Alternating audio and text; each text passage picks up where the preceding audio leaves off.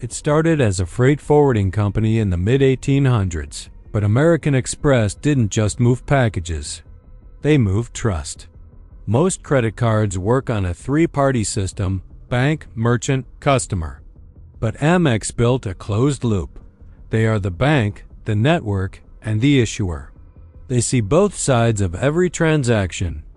This chapter explores how this unique architecture allowed them to build the most detailed database of human spending habits in history. Amex doesn't want everyone. While competitors fought for market share, Amex fought for wallet share of the top 1%. We dive into the psychology of the 1950s and 60s, where the purple card and the original gold card were launched. They weren't selling credit. They were selling membership.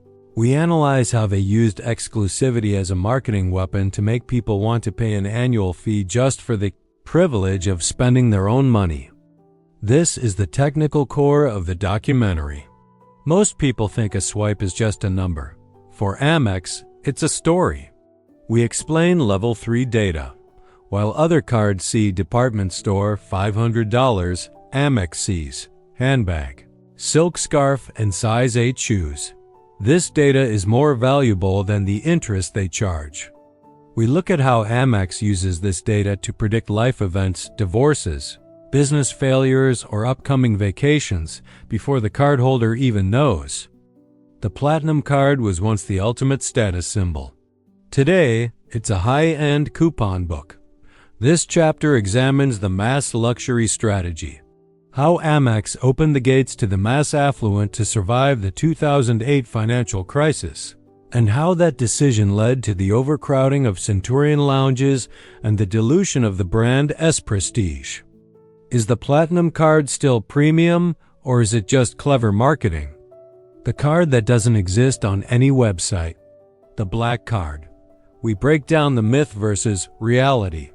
We look at the shadow invitation algorithm that monitors spending velocity and merchant quality. Why do some millionaires get ignored while others get the matte black titanium card? We reveal the secret benchmarks: luxury lifestyle spend, travel patterns, and the social influence score. The real power of the Centurion isn't the metal.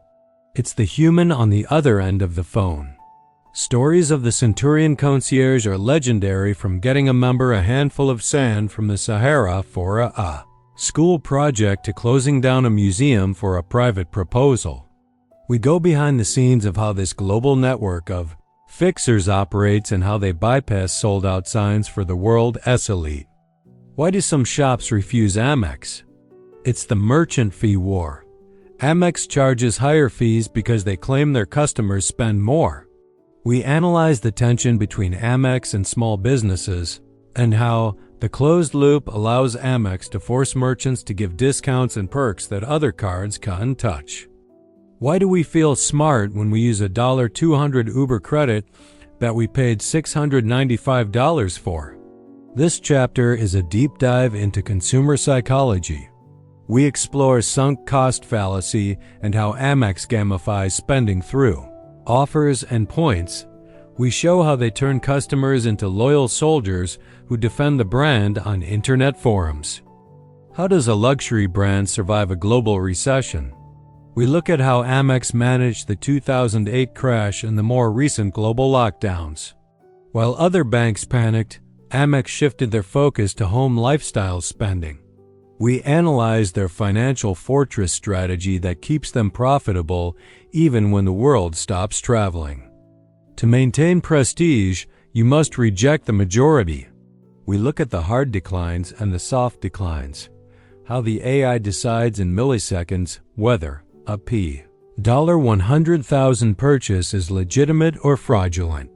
We explore the emotional impact of a decline card at a high-end dinner and how Amex uses spending power, no preset limit, to keep their members on a leash.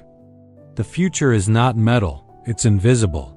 We look at Amex's massive investment in AI and machine learning, how they are moving beyond credit cards into lifestyle management platforms. Will the next Centurion card be a chip in your hand or a digital twin in the metaverse? American Express is more than a card. It is a social hierarchy made of plastic and titanium. It is a reflection of our desire for status, belonging, and service. As we conclude this 2-hour journey, one thing is clear. The empire of Amex isn't built on money. It's built on the idea of who we want to be.